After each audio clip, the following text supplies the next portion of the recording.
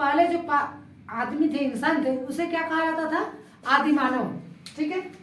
ये जो पूरा पाषाण काल में जितने भी लोग थे वो खाना बदोश थे। क्या थे? केवल खाने पे ध्यान देते थे। इसमें खाना बदोश कहा जाता था।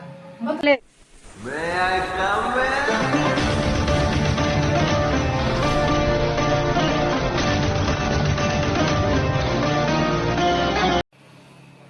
जय हिंद। आज हम पढ़ाने वाले हैं इतिहास।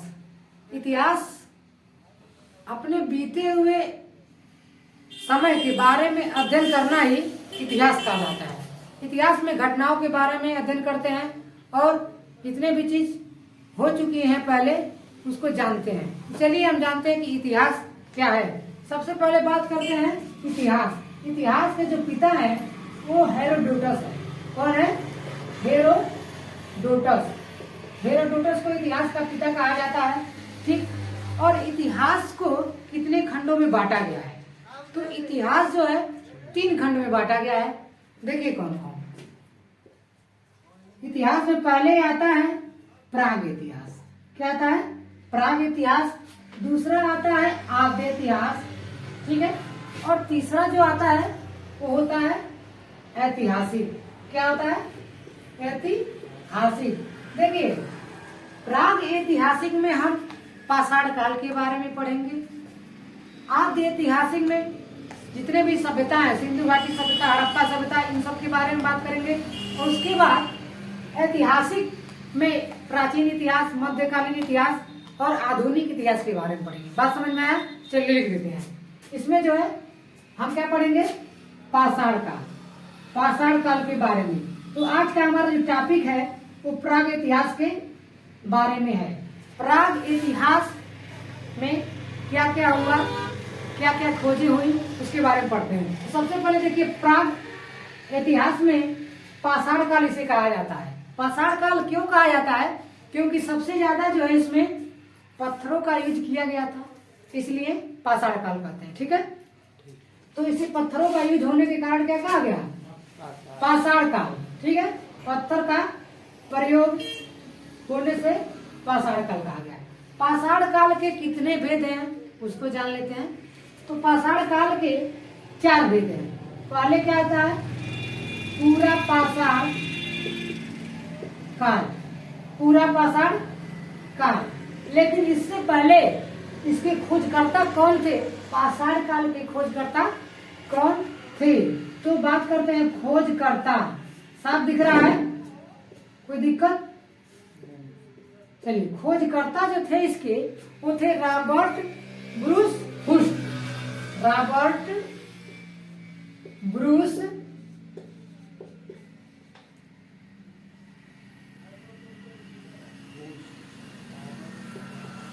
Robert Bruce Hurst. ठीक है। कोई दिक्कत? तो पाषाण काल को पाषाण काल क्यों कहा जाता था? क्योंकि इसमें पत्थरों का प्रयोग होता था। ठीक है। उसके बाद इसके खोजकर्ता कौन थे? तो रॉबर्ट ब्रूस हुस्ट।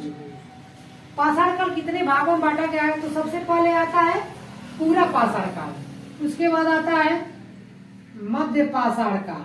मध्य पाषाण काल। ठीक है। तीसरा होता है नवपाषाण काल। नवपाषाण काल से बहुत से क्वेश्चन बनते हैं जो सभी एग्जामों के लिए इम्पोर्टेंट है। उसके बाद चौथा है उत्तर पाषाण काल। उत्तर पाषाण काल। अब बात करते हैं कि पूरा पाषाण काल कि एक जानवर की जिंदगी जीता था। ठीक है। इंसान कैसा था? खाना बदोश, मतलब केवल खाने पे ध्यान देना, खाने को इकट्ठा करना। तो इसलिए इसे क्या कहा गया? खाद्य संग्राहक कहा गया। ठीक है। उसके बाद इसमें लोग क्या करते थे कि आदमी जो है मार करके खाता था। ठीक है। आदि मानव कहा जाता था। इसमें इंसानों को क्या कहा जाता था?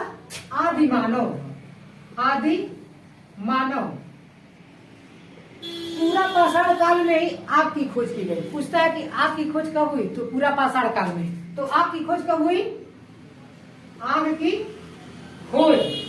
बात समझ में आया? तो खाना बदोश पूरा पाषाण काल में। ठीक है। उसके बाद की खोज कब हुई? पूरा पाषाण काल में।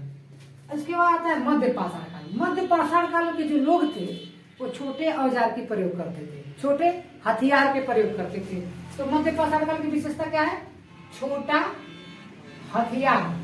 बात समझ में आया?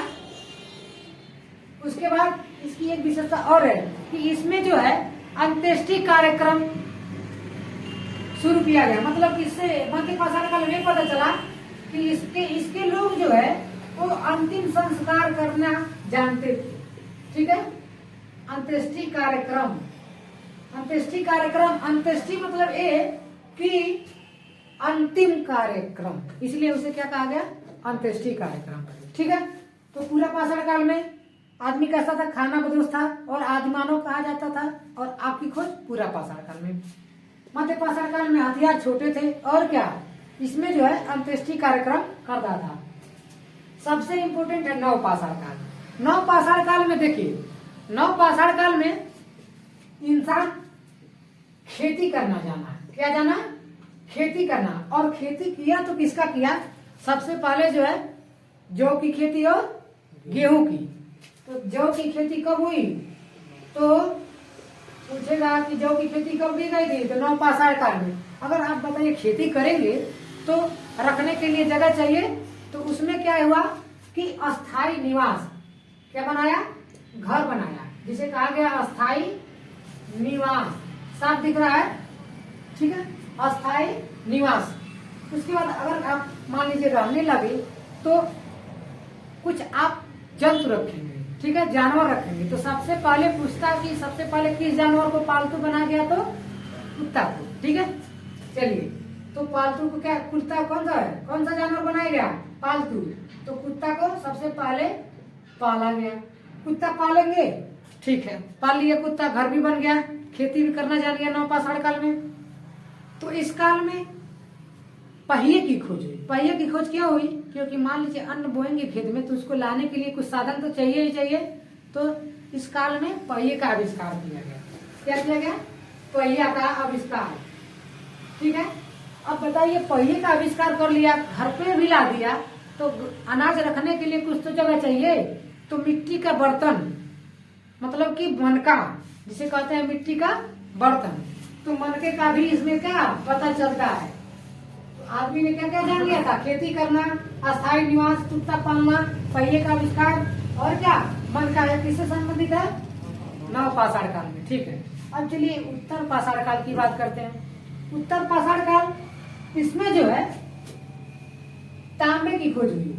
इसकी खोज, तांबे की